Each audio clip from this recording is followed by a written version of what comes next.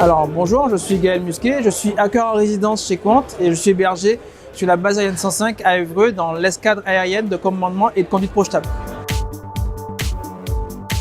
Alors mon rôle c'est de voir comment les nouvelles technologies, nos compétences peuvent être mises au service de l'alerte des populations en cas de crise.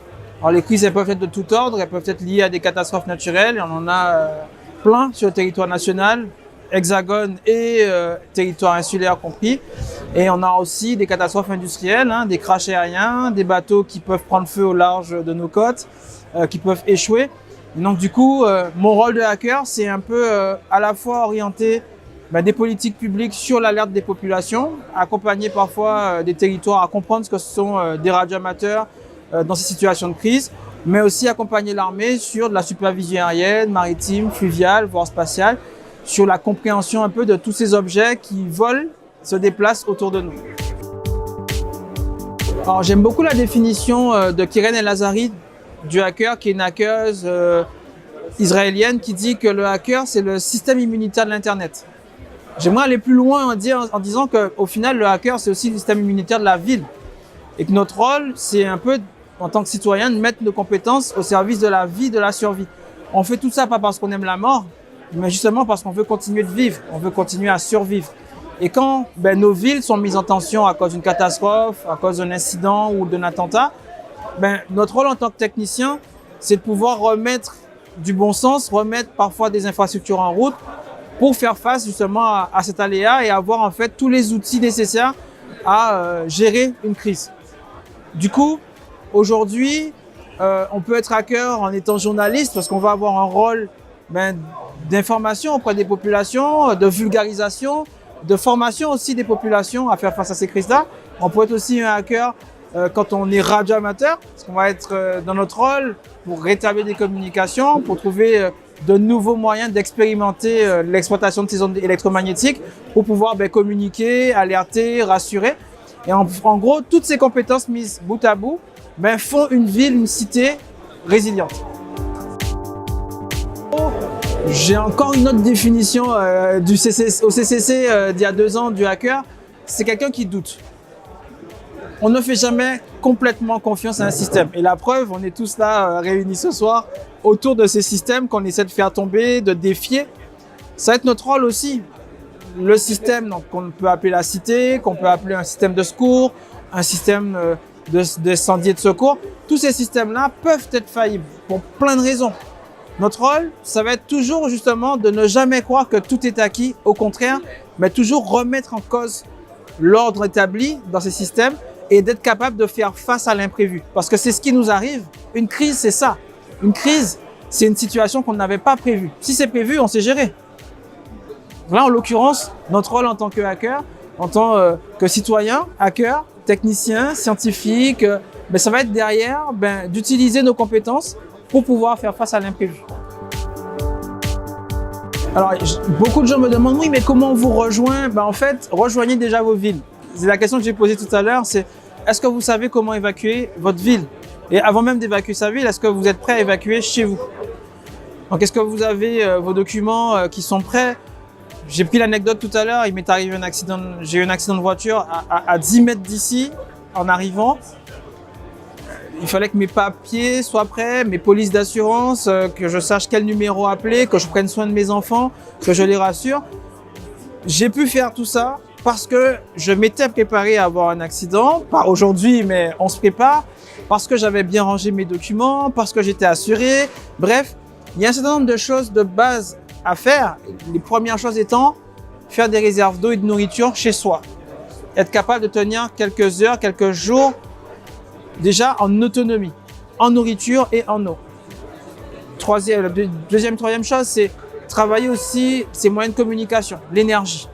Une fois qu'on a de l'eau, qu'on a de la nourriture, l'énergie est ensuite ce qui va très très vite manquer pour plein de choses, pour alimenter son téléphone, pour communiquer, pour s'éclairer, pour s'alimenter, faire chauffer de la nourriture.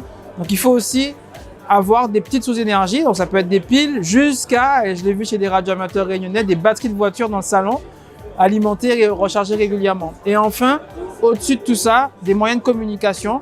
Alors ça peut aller de talkie-walkie simple, sans licence, qui existe, hein, que l'on peut se procurer, mais la plus noble de communiquer étant le radioamateurisme, être capable d'utiliser des réseaux radioamateurs, d'avoir sa licence de radioamateur pour être capable, à son échelle propre, mais aussi à l'échelle de son quartier, de coordonner des communications d'urgence. Bien sûr, couper le courant. C'est le meilleur exercice que l'on puisse faire dans une boîte. Couper le courant dans la boîte et voir comment les gens réagissent. Alors, pas aller jusqu'à couper les salles, mais pourquoi pas, au final, voir comment en fait une entreprise est résiliente, c'est couper fait électricité, se couper de fait électricité, voir un peu comment les équipes se soudent, comment elles s'organisent, comment on prend des nouvelles des salariés qui sont à l'extérieur, est-ce qu'ils sont en bonne santé, est-ce qu'ils sont en vie, est-ce qu'ils peuvent se déplacer. C'est ce qui s'est passé à Irma. Beaucoup de sociétés n'avaient pas de nouvelles de leurs salariés, ils ne savaient même pas s'ils étaient vivants. Donc on est une équipe, et on est tous ici, là, dans différentes équipes. En tant qu'acteur de cybersécurité, le point faible qui nous met vraiment à genoux, c'est l'énergie. Donc si j'avais un conseil à leur donner, commencez par là. Et en fait, en tirant ce bout de fil qu'est l'énergie, on arrive très vite à la cohésion, aux aspects sociaux, aux aspects évidemment logiciels, aux aspects de communication, d'avoir des réseaux de secours pour pouvoir continuer à remettre l'entreprise en activité, un plan de continuité d'activité ou des plans de reprise d'activité, comme les exercices incendie. C'est des choses qu'il faut faire régulièrement et ça permet, au-delà de la cybersécurité, d'avoir un aspect très social de tout ce qu'on se raconte ici ce soir au niveau technique. Il faut s'amuser. Ça, c'est une des doctrines d'OpenStreetMap, un projet cartographie auquel je contribue. C'est un projet qui vise justement à créer des cartes, à dessiner des cartes et de créer ces cartes de manière libre. Un des premiers conseils qu'on donne aux primo-contributeurs, c'est de s'amuser. Et c'est ce que je dis à mes enfants. Ils m'accompagnent, mais pour eux, tout ça, au final, c'est un jeu. Ils n'ont pas l'impression que je travaille. Je travaille, je gagne ma vie, mais pour eux, je suis ici avec mes potes. Je suis ici avec des gens que j'aime, des gens que j'apprécie et que j'affectionne et avec lesquels j'ai choisi de travailler. Et c'est un peu ce que je dissémine un peu dans mon quartier. Il faut que ces jeunes ils aient d'autres modèles de réussite. Alors, ils sont pas toujours tous bons, mais dans la grande majorité, les modèles de réussite sont liés souvent à un succès musical, un succès sportif.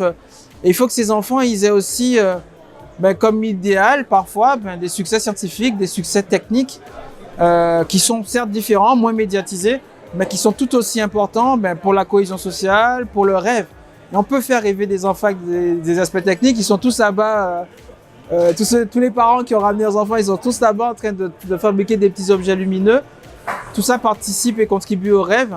J'ai eu la chance, enfant, d'avoir des adultes qui m'amenaient avec eux dans des conférences, faire voler des avions radiocommandés. Ces adultes-là me faisaient rêver avec leur métier. Et c'est un peu à ma génération, à la nôtre aujourd'hui, d'amener ces enfants sur des choses positives. C'est pas simple pour eux. Il y a eu les attentats. On leur parle d'effondrement. On leur parle de réchauffement climatique. On leur parle que tout est perdu, tout est fini, de chômage, de génération perdue. Bref, l'actualité fait pas rêver ces enfants. Et donc c'est à nous aussi, adultes, de contrebalancer ces aspects médiatiques souvent négatifs par du rêve. SpaceX vient de lancer une fusée avec 3 des propulseurs qui atterrissent. On récupère les coiffes. Ce sont des succès scientifiques et techniques dont il faut leur parler, qu'il faut leur montrer. Parce que demain, ce seront eux, les futurs SpaceX européens, nos futurs lanceurs qui vont revenir.